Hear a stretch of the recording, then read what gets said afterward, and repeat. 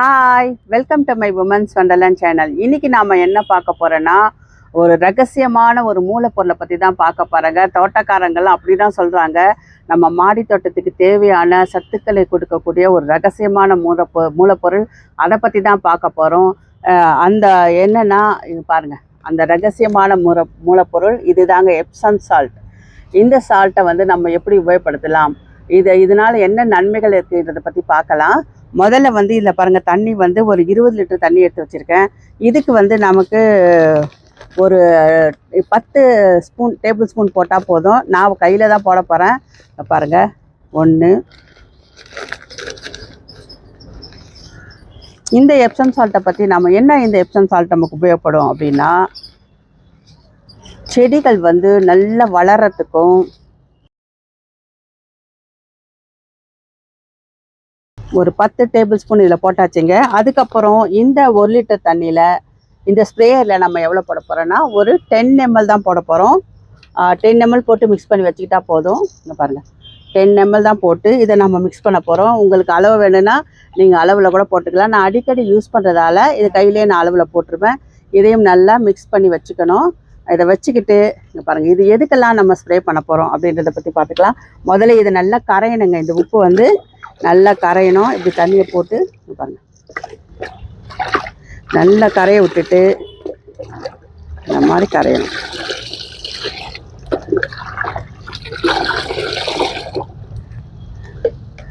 இது மிக்ஸ் ஆகட்டும். நம்ம அதுக்குள்ளே இதோட பயன்கள் என்னன்றதை பற்றி தெரிஞ்சுக்கலாம்.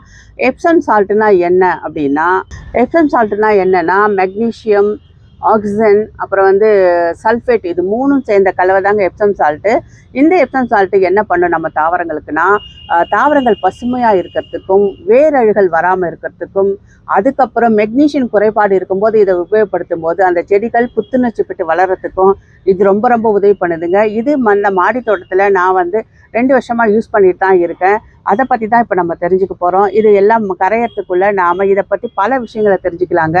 இது எந்தெந்த செடிகளுக்கெல்லாம் ரொம்ப ரொம்ப முக்கியமானதாக இருக்குன்னா, பச்சை மிளகாக்கும், அப்புறம் தக்காளி செடிகளுக்கு, ரோஜா செடிகளுக்கு ரொம்ப ரொம்ப ஒரு தேவையான ஒரு இதுவாக இருக்குங்க, ஒரு சத்துவாக இருக்குது. நம்மளோட தக்காளி செடி, பச்சை மிளகாய் செடி, இந்த மாதிரி இதுக்கெல்லாம் வந்து குறைபாடு இருக்குன்றது தெரியும் போது நம்ம இந்த எப்சம் சால்ட்டை தண்ணியில் கரைச்சி ஊற்றணுங்க. குறைபாடு இருக்கும் அப்படின்னா என்னென்னு காட்டுறவாங்க உங்களுக்கு. அதாவது என்னென்னா, தக்காளி செடிகள்லாம் ஒரு இடத்துலேருந்து நம்ம வேறு இடத்துக்கு நாற்று விட்டு எப்போவுமே நட்டு விடுவோம். அந்த நடும்போது என்ன ஆகுனா, அது மஞ்சள் கலராக, இலைகள் மஞ்சள் கலராக மாறி சத்துவே இல்லாத மாதிரி போய்விடுங்க. அந்த மாதிரி இருக்கும்போது மோஸ்ட்லி வந்து தக்காளி செடிகளில் இது வர்றதுக்கு நிறைய வாய்ப்புகள் இருக்குது. தக்காளி செடி, பச்சை மிளகாய் செடி 2க்குமே நிறைய வாய்ப்புகள் இருக்குங்க. அந்த டைமில் இந்த எப்சம் சால்ட்டை நம்ம இந்த மாதிரி 1 லிட்டர் தண்ணியில் ஒரு 5 ml கலந்து நம்ம வந்து தெளித்து விடும்போது அது நல்ல புத்துணர்ச்சி வந்து நல்லா இது பண்ணுங்க. இப்போ வாங்க நம்ம எப்படி தெளிக்கிறதுன்றதை பற்றி பார்க்கலாம். இதை பாருங்கள், தக்காளி செடி பார்த்தீங்களா எப்படி இருக்குது. நான் எடுத்து நட்ட உடனே இந்த மாதிரி மஞ்சள் கலராக மாறி போச்சு, ஸ்டெம்மும் மஞ்சள் கலராக மாறி போச்சு. இதுக்கு என்ன காரணம்னா, இதுக்கு ஏற்கனவே நான் வந்து தொழு உரம் எல்லாமே போட்டிருக்கேன். ஆனாலும் இந்த செடி வந்து பாருங்கள் மஞ்சள் கலராக மாறிடுச்சு. இப்படியே விட்டிங்கன்னா இது அவ்வளோதான், இது வந்து டேமேஜ் ஆகி போயிடுங்க. இதுக்கு நாம் என்ன பண்ணணும், இந்த மாதிரி எப்சம் சால்ட்டை ஒரு 5 ml வச்சு நீங்கள் இந்த மாதிரி ஸ்ப்ரே பண்ணி விடணும். இலைகள் மேலேயும் ஸ்ப்ரே பண்ணணும். நம்ம வந்து அடி உரமாகவும் இதை போட்டு விடலாம். பாருங்கள், நல்லா ஸ்ப்ரே பண்ணி விடணும். இந்த தக்காளி செடியும் அப்படி தான் இருக்குது பாருங்கள். இது உங்களுக்கு காட்டணுன்றதுக்காக நான் வந்து தான் நான் இதை அப்படியே விட்டு வச்சுருந்தேங்க. இது பாருங்கள், இந்த தக்காளி செடி நான் ஸ்ப்ரே பண்ண பிறகு நல்லாவே வந்துடுச்சு. இந்த மாதிரி வந்துடும். இந்த செடிகள்லாம் வந்து இந்த மாதிரி வரும். இந்த எப்சம் சால்ட்டோட மகிமை அதுதாங்க. பாருங்கள், நல்லா தெளித்து விட்டுடணும். இது தெளிக்கும் போது என்ன நன்மை கிடைக்குது அப்படின்னா, வந்து ஒரு அடம் பிடிக்கிற குழந்தை சாப்பிட்றதுக்கு அடம் பிடிக்கும் பாருங்கள் ஒரு குழந்தை, அந்த குழந்தைக்கு நம்ம வாயில் வச்சு ஊட்டினா சாப்பிடும் பாருங்கள். அந்த மாதிரி தான் இந்த எப்சம் சால்ட்டை தண்ணியில் கலந்து தெளிக்கும் போது, அதாவது அது வந்து சத்துக்களை எடுக்காமல், மண்ணுக்குள்ளே இருக்க சத்துக்களை உறிஞ்ச தெரியாமல் உட்காந்துருக்கும் போது அதை என்ன பண்ணோம், நாம் எடுத்து அதுக்கு வாயில் ஊட்டுற மாதிரி தாங்க இந்த செடிக்கு இந்த எப்சம் சால்ட்டு. இந்த மாதிரி எப்சம் சால்ட்டை என்ன பண்ணோம், அது உள்ள நுண்ணுயிர்களை அது உறிஞ்சறதுக்கு ரொம்ப ரொம்ப உதவி பண்ணோம். இது ரொம்ப முக்கியமான விஷயம். தக்காளி செடிக்கு நீங்கள் முன்னாடியே தெளித்து இதை உபயோகப்படுத்தும் போது இந்த மாதிரி டேமேஜ் வராமல் நம்ம பாதுகாத்துக்கலாம். இங்கே பாருங்கள், இந்த மாதிரி சூப்பராக வரும். டேமேஜ் இல்லாமல் நம்ம பாதுகாத்து வச்சுக்கலாம். இந்த எப்சம் சால்ட்டை எப்படி தெளிக்கலாம், தக்காளி செடிகளுக்கு நான் 1 லிட்டர் தண்ணியில் நான் சொன்ன மாதிரி 5 ml போட்டு நீங்கள் தக்காளி செடி நாற்று விட்டு ஒரு இடத்துல நட்டு வைக்கும்போது அப்போவே இதை நீங்கள் உபயோகப்படுத்திங்கன்னா இந்த மாதிரி ப்ராப்ளம் வராமல் நம்ம பாதுகாத்துக்கலாம். தக்காளி செடி மட்டும் இல்லைங்க, பச்சை மிளகாக்கும் அதே ப்ராப்ளம் தான் இருக்குது. வாங்க காட்டுறேன்.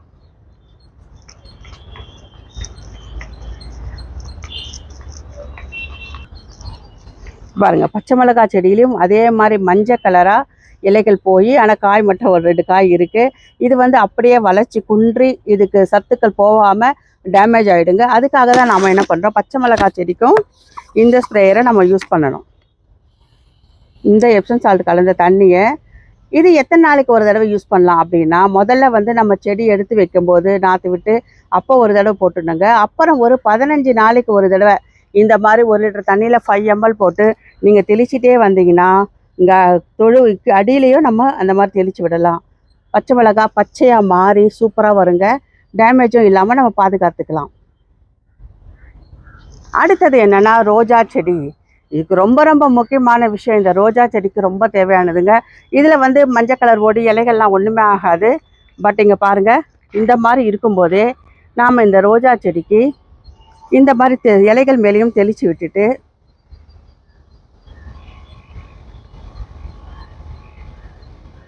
நல்லா ஃபுல்லாக இலைகள் ஃபுல்லாக பரவுற மாதிரி தெளிச்சுட்டு இங்கே அடியிலையும் நம்ம ஊற்றி விடலாம். இதனால் என்ன ஆகுனா, ரோஜாக்கள் பெருசாக பூக்கிறதுக்கும் நிறைய பூக்கள் பூக்கிறதுக்கும் இது ரொம்ப ரொம்ப உதவி பண்ணுதுங்க. ரோஜாவுக்கு வந்து 100% இது சக்ஸஸ் ஆகிறதுக்கு இது ரொம்ப முக்கியமான ஒரு லிக்விட் ஃபெர்டிலைசருங்க. கண்டிப்பாக எல்லாருமே மாடி தோட்டத்தில் வச்சுருக்கவங்க இதை யூஸ் பண்ணலாம். பாருங்கள், நல்லா ஸ்ப்ரே பண்ணி விட்டுடலாம். இங்கே ஒரு ரோஸ் இருக்குது, அதையும் ஸ்ப்ரே பண்ணலாம்.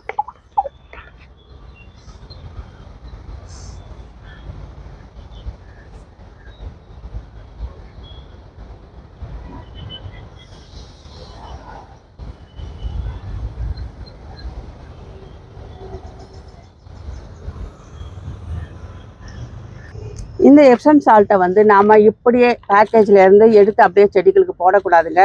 நீங்கள் வந்து தண்ணியில் கரைச்சி போடும்போது தான் எந்த ஒரு சைடு எஃபெக்டும் இல்லாமல் சூப்பராக வளரும். எல்லாருமே தண்ணியில் கரைச்சியே போடுங்க. சில பேர் சொல்லுவாங்க அப்படியே தூவி விடலான்னு. அது வந்து நமக்கு மாடியில் தொட்டியில் வைக்கும்போது அது ரொம்ப டேமேஜ் ஆகிறதுக்கு வேர்கள் ரொம்ப ரொம்ப எதுவுமே ஆற்றில் கொட்டினாலும் வளர்ந்து கொட்டுன்ற கதை தான். ஒரு லிமிட்டாக எல்லாமே எப்படி உபயோகப்படுத்தணுமோ அப்படி பயன்படுத்தினாதான் இந்த எப்சம் சால்ட்டு ஃபுல் பலனை நம்ம கொடுக்குங்க. அதுக்கப்புறம் இந்த எப்சம் சால்ட்டை விரும்பாத செடிகள் கூட நிறைய இருக்குது. அது என்னென்னா பீன்ஸுக்கு வந்து எப்சம் சால்ட் போட்டால் உடனே கருகி போயிடும். அந்த மெக்னீஷியம் சத்துக்கு அதுக்கு தேவைப்படாதுங்க. அதுக்கப்புறம் வந்து என்னென்னா கிரீன்ஸ், கொத்தமல்லி, கீரைகள், எந்தவித கீரைகளுக்கும் எப்சம் சால்ட் உபயோகப்படுத்தி நீங்கள் தண்ணி விடவே விடாதீங்க. மற்ற செடிகள் விடும்போது கூட அது கூட கொஞ்சம் லைட்டாக விட்டுடலாம் அப்படின்னு நினச்சிங்கன்னா அந்த மாதிரி விடவே கூடாது. கீரைகளுக்கு இது பிடிக்காத ஒரு உணவு என்னென்னா எப்சம் சால்ட்டு தாங்க. அதுக்கப்புறம் மரங்களுக்கு கண்டிப்பாக நம்ம போட்டாகணும். வேரழுகள் இல்லாமல் பாதுகாக்கணும்னா மரங்கள் எப்போவுமே வந்து ஓவராக தண்ணி போனாலும் வேரழுகள் போயிடும். சில பூச்சி தாக்குதலாலும் வேரழுகள் வருங்க. அப்போ வந்து இந்த எப்சம் சால்ட்டை நான் சொன்னோம்ல 20 லிட்டர் தண்ணி எடுத்து வச்சுருக்கேன். இதில் 20 டேபிள் ஸ்பூன் அளவுக்கு மிக்ஸ் பண்ணி வச்சுருக்கேன். இதை நம்ம வந்து நல்லா தொட்டியை நல்லா க்ளீன் பண்ணிவிட்டு ஒரு 2 லிட்டர் நம்ம தண்ணி இதை ஊற்றி விட்டுட்டிங்கன்னா வேரழுகள் இல்லாமலும் அந்த செடி வேரில் இருக்க பூச்சி தாக்குதலை அப்படியே அரெஸ்ட் பண்ணி சாவடிச்சிடுங்க. அதுக்கப்புறம் செடிகள் பச்சை பசுமையாக வளரும்.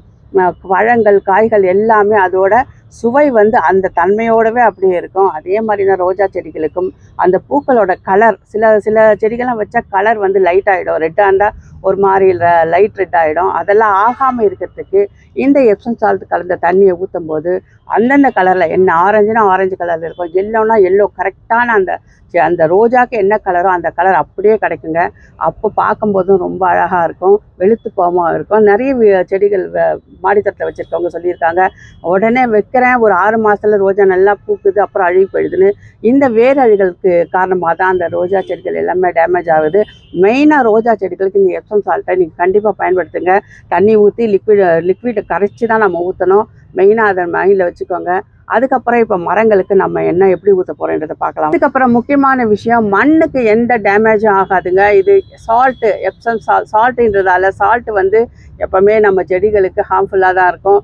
ஆனால் இது வந்து மலையிலலாம் இருந்து எடுக்கிறதால இந்த சால்ட் வந்து எந்தவித சைடு எஃபெக்டும் இல்லாத ஒரு சால்ட்டுங்க. நம்மாழ்வார் சொல்லியிருக்காரு, ஏயா உப்பை கொண்டு போய் தோட்டத்தில் கொட்டுறீங்கன்னு. ஆனால் இந்த உப்பு அந்த மாதிரி இல்லைங்க. இது நமக்கு நல்ல தோட்டக்காரர்களுக்கு உபயோகமான ஒரு உப்பாக தான் இருக்குது. இப்போ நம்ம மரங்களுக்கு எவ்வளோ ஊற்றணுன்றதை பார்க்கலாம் வாங்க. இப்போ பாருங்கள், எப்சம் சால்ட் கலந்து வச்சது நல்லா கரைஞ்சிருச்சு. இப்போ வந்து நான் இதெல்லாம் க்ளீன் பண்ணி களை எடுத்து எல்லாமே எடுத்தாச்சுங்க. எடுத்ததுக்கப்புறம் இது பாருங்கள், இந்த மரத்துக்கு நாம் ஊற்ற போகிறோம். இது வந்து எப்போவுமே உரம் போடும்போது நம்ம சுற்றி தான் போடுவோம், வேர்கிட்ட போடக்கூடாது. ஆனால் இந்த எப்சம் சால்ட் லிக்விடை வந்து நம்ம வேர்கிட்டையே ஊற்றலாம், எந்த ப்ராப்ளமும் கிடையாது. ஒரு மரத்துக்கு நான் 2 லிட்டர் தண்ணி ஊற்ற போகிறேன்.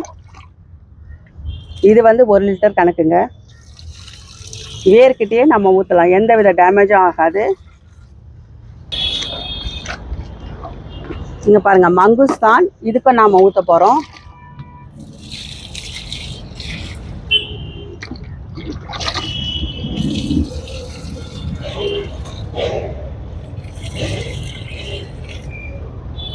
இந்த மாதிரி இன்னைக்கு வந்து நான் ஒரு 2 மரத்துக்கு தான் ஊற்றினேங்க.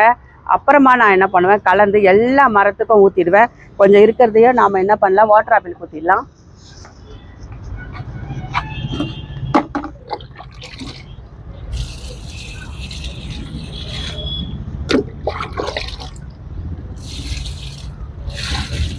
இந்த மாதிரி தண்ணி ஊற்றிட்டு நம்ம என்ன பண்ணலாம், ஒரு 2 நாள் கழித்து தொழு உரம் போடலாம். தொழு உரம் போடும்போது அது கூட என்னென்ன மிக்ஸ் பண்ணணும் என்றதை பற்றி நான் இன்னொரு வீடியோவில் சொல்கிறேன்.